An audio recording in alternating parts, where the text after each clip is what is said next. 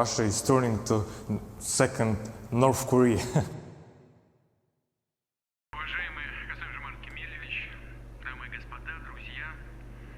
I actually say that, but sadly, it isn't clickbait. Lately, videos titled "Putin's gone the wrong way" have been getting more and more views in Russia. And that's all because people are tired.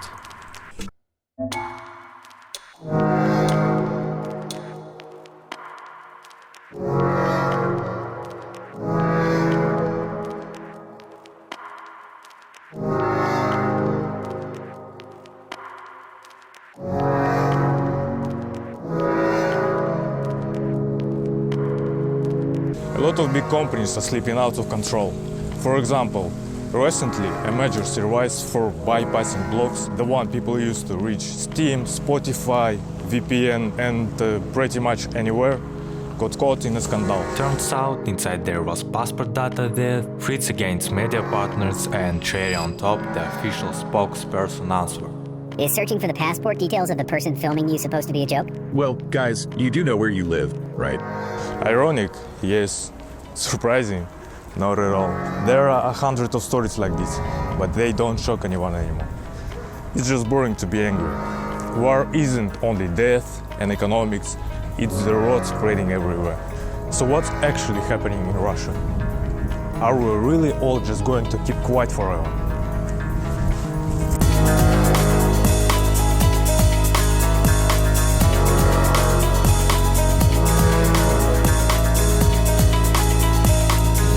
Take the Kadyrov family, for example. This one.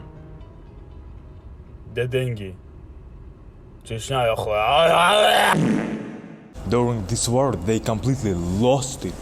Shootouts in the city center, during a raid on the biggest marketplace in Russia, weddings with assault rifles, TikTok heroes who fight in front of peaceful buildings and then just run away from the front. And a little reminder for you, who the fuck is this guy Kadyrov even this?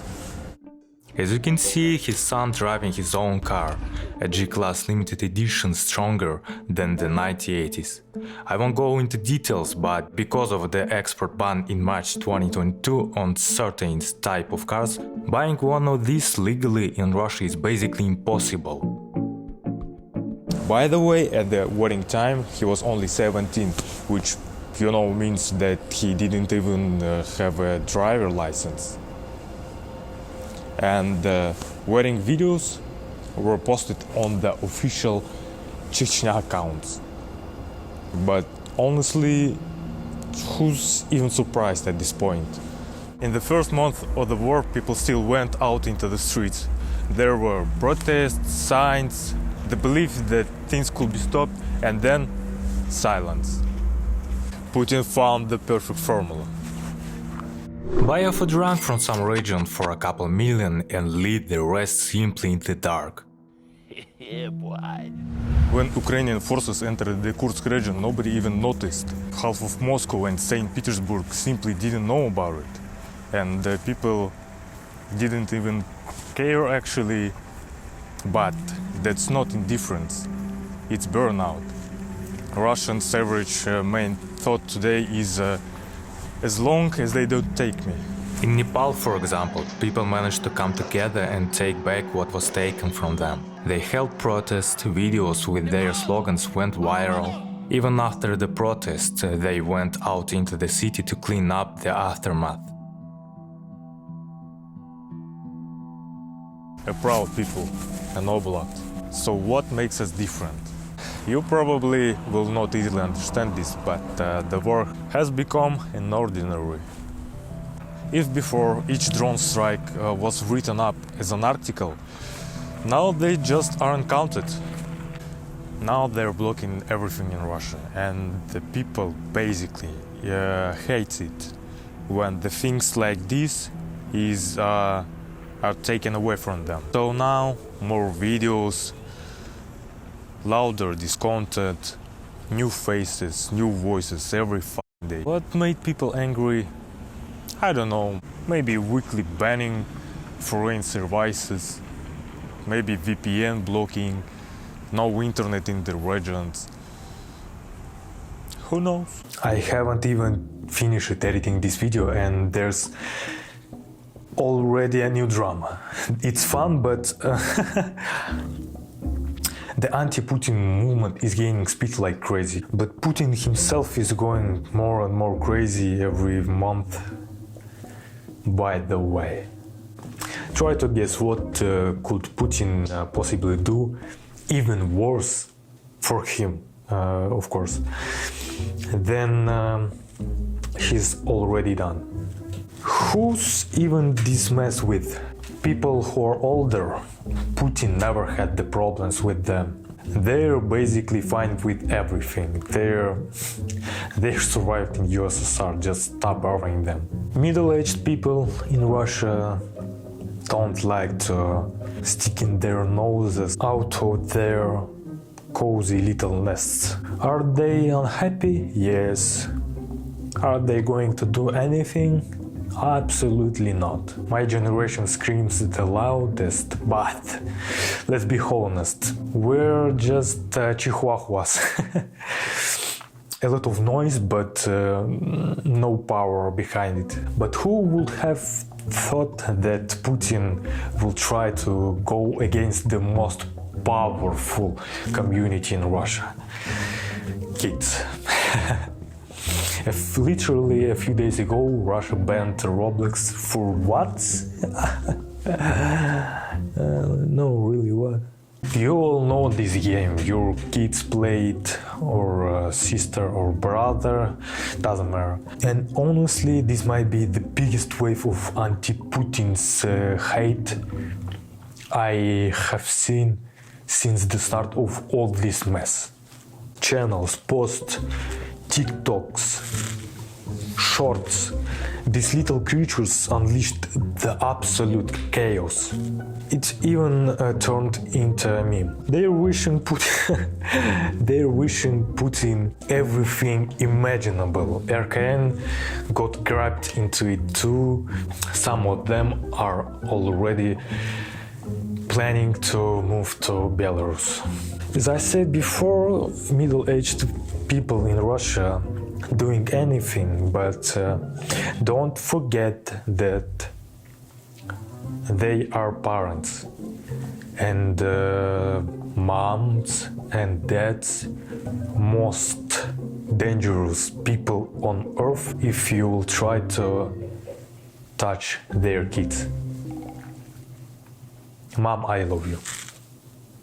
Do you still remember what I said in the last video? At exactly 11 p.m., the mobile internet turns off all over the city. Now we don't have an internet around the city all day.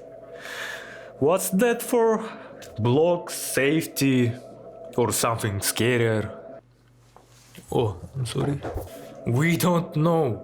Living in Russia right now feels like flying on a plane where the pilot is a monkey. This monkey from meme.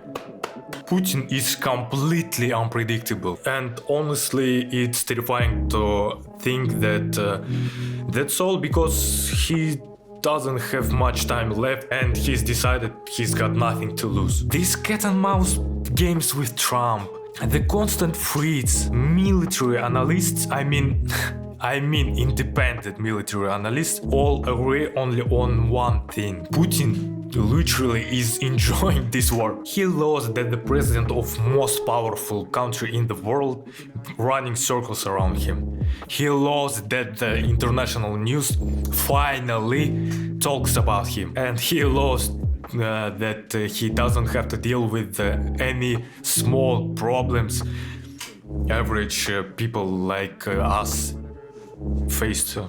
Because guys, that's a war, right? What toxic waste on the shores of Anapa? Deal with it yourselves. And volunteers did deal with it and paid for everything out of their pockets, by the way. At the start I said that Russia is turning to a second North Korea for a reason, because Putin plans to close the country. Next year he wants to do away with cash.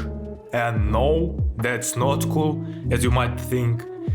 Because that means unlimited power over us. Our lives revolve around those pieces of paper, and from now, those little pieces of paper will be controlled by one person. The internet frequently shut down everywhere. That's because next year Putin plans to make the Russian internet closed, like in North Korea, as I said before. Shocking, it's 2025 and Russia step by step is turning to feudal era Japan. Let's all clap.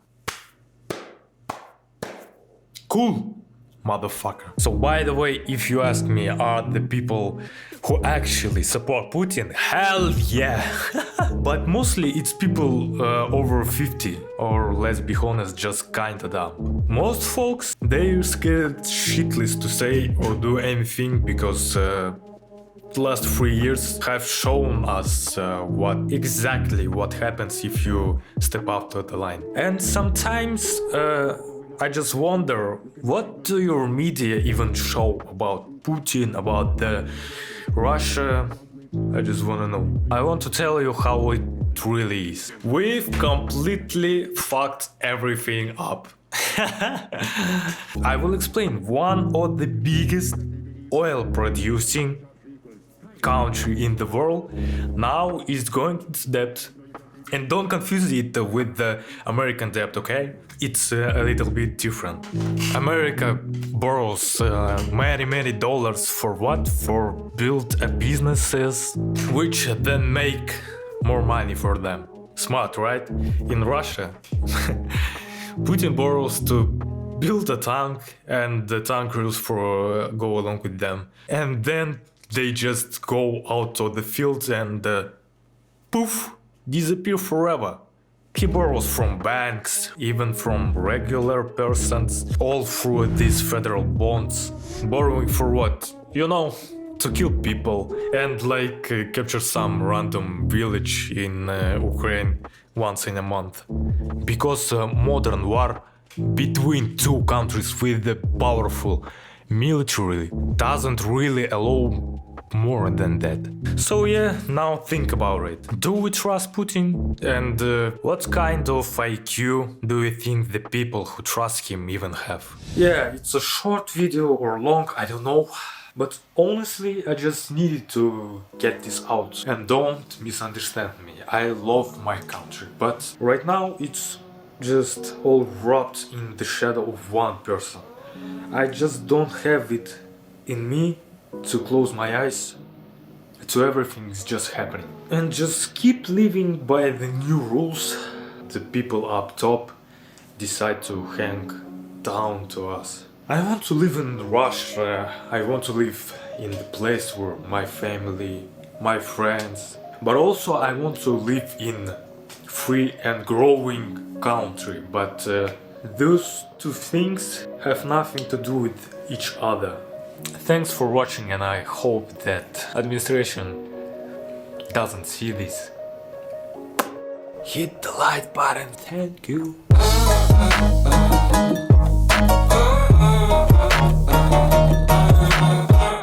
So what's actually happening in Russia? Are we really all just going to keep quiet forever? Fuck you, motherfucker, что ты делаешь, бля, ну сука. Просто съебалась? Сука. An ordinary has become an ordinary. You probably, oh, motherfucker, come on, bitch. So what makes us different? You bitch, I'm not. You gay, I'm not. You